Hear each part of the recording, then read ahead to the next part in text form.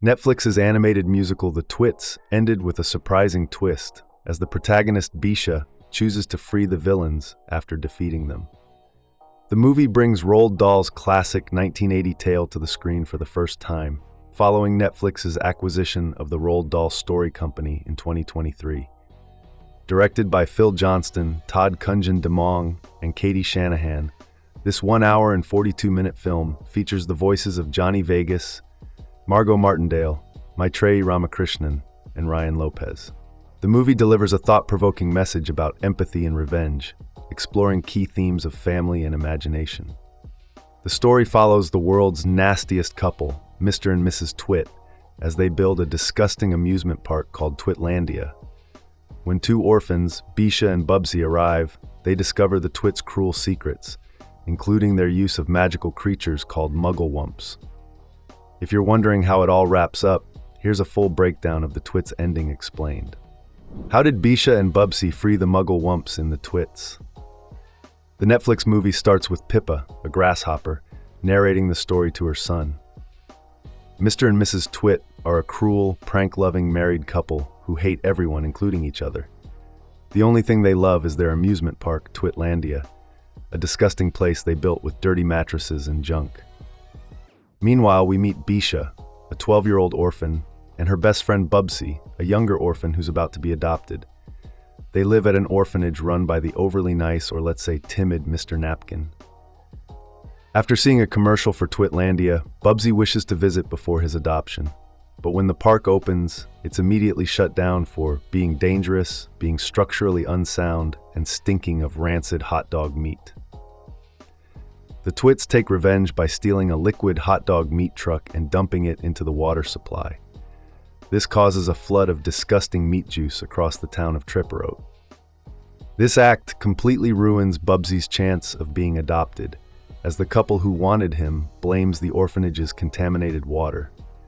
The two kids want to find the culprits and end up in Twitlandia, where the hot dog meat truck is parked. Bisha secretly records the Twits admitting to the crime on her spy cam. On their way out, they discover 3 creatures, the Muggle-Wumps, locked in a cage. They're from the magical land of Lupaland. These magical creatures are being held upside down, so their magical tears can power the theme park. At first, the kids can't understand them, but because Bisha and Bubsy are kind and empathetic, they start to hear the Muggle-Wumps clearly. The creatures tell them to find the key, which Mr. Twit wears around his neck. Bisha's video gets aired on the news, and the Twits are arrested. While they're in jail, Bisha and Bubsy break into their bizarre house. The Twits rise to power. The city of Tripperot was once considered the fun capital of the world. The city had suffered since Trip Lake dried up. Business and tourism had disappeared. Many people were poor and desperate to get their good old days back. Just like the narrator said, when you very much want something to be true, it's very easy to convince yourself that it is. The Twits claim Twitlandia could make Tripperot the great capital of fun again. Sounds like a true political leader making false promises, right? A couple even gains their trust and gathers followers to pay their bail. They promise a huge profit in exchange for a donation of $1,000 and gain a huge following. When the Twits return and fall asleep, Bisha and Bubsy steal the key, but not before they wake them up. The kids finally free the Muggle-Wumps and take them back to the orphanage. The Twits run after them, deal with Mr. Napkin, and settle it by stealing his watch and clothes. The Twits use their new power to run for mayor. They cheat their way into winning by forcing the current mayor, Wayne John, to eat their toxic cake. It funnily makes his butt explode, and he's getting a butt replacement surgery. The Twits are now the mayors. Now in power, the Twits go after the Muggle-Wumps again. They obviously want them to run Twitlandia and turn their followers against Bisha, who possesses the Muggle-Wumps. But Bisha is ready to fight back. Beisha's trap and the sweet-toed toad. Bisha guards the orphanage at night, afraid the Twits would try to take the Muggle-Wumps. But she has this one weakness. She believes her parents would come back to take her. One night, she gets a call from someone pretending to be Mr. Napkin. The voice tells her that her real parents have come back. Bisha rushes to meet them, but discovers it's a trap. Mr. Twit used a voice changer to trick her. By the time she escapes, the Twits' followers have stolen the entire orphanage and moved it next to Twitlandia. Bisha is heartbroken and blames herself. However, the sweet-toed toad was left behind, the same creature who met the kids in the Twits' house, who always repeats, "If you lick my toes, opposite your life will go." The toad reminds her that she already has a family, and a real family is made by love, care, and empathy. She realizes that the orphanage and her friends are her true family. Why did Bisha change her mind in the end in the Twits? At Twitlandia's big reopening, the Twits act sweetly and announce they've adopted all the orphans, but they're actually using them as theme park entertainers. Bisha arrives just in time with the magical toad. When the toad lands on the Twits' faces, they're magically forced to tell the truth. It means the Twits have licked the toad's toes and are doing the opposite of what they're supposed to do.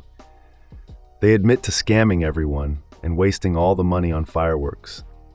Then, the fireworks explode and destroy the park. Bisha frees the orphans and Muggle-Wumps, but she knows the Twits will always be a threat, so she makes a final plan. She and the orphans flip the Twits' house upside down and glue them to the ceiling. The Twits think they're standing upright. In truth, they're now stuck, hanging upside down, and in danger of getting the shrinks, a curse that makes you shrink until you disappear. Back at the orphanage, Bisha and Bubsy celebrate and joke about the Twits having already shrunk. But then they realize they can no longer understand the Muggle-Wumps. They've lost their empathy. They understand that even if someone is evil, hating them changes you too. So, they go back and free the Twits. The Twits try to attack again, but Bisha and Bubsy have already grown stronger, not with hate, but with forgiveness. The happy ending. The orphanage is restored, and Mr. Napkin returns with new confidence, thanks to licking the toad's toes. The Muggle-Wumps become rich after selling their tear formula as clean energy. They buy the orphanage and adopt Bisha, Bubsy, and all the kids. Bisha becomes a hero, especially after her idea to refill Tripe Lake with floor nobles. The cottony balls released by Papa Muggle-Wump every time he's anxious helps bring back tourists. The Twits, still evil, try to cure the shrinks by floating with balloons. They drift away and land in Loompa Land, where magical beasts wait for them, and they might save their fate. And in one last reveal, the story's narrator, Pippa the Grasshopper, and her son had been trapped in Mr. Twit's beard the whole time. They finally escape too. Final thoughts. Bisha's final decision shows that true strength comes from staying kind, even when it's difficult. In freeing the Twits, she regains her empathy, and her bond with the Muggle-Wumps is restored. It's a surprising but powerful ending that sets the Twits as one of the best animated movies on Netflix. It balances comedy with a thoughtful message about morality, empathy, and resisting the cycle of cruelty. Do you think Bisha did the right thing by freeing the Twits in the end? Which part of the movie delivered the best message? Let us know your thoughts and favorite moments in the comments below. Thanks for watching. If you like this video, make sure to like and subscribe for more.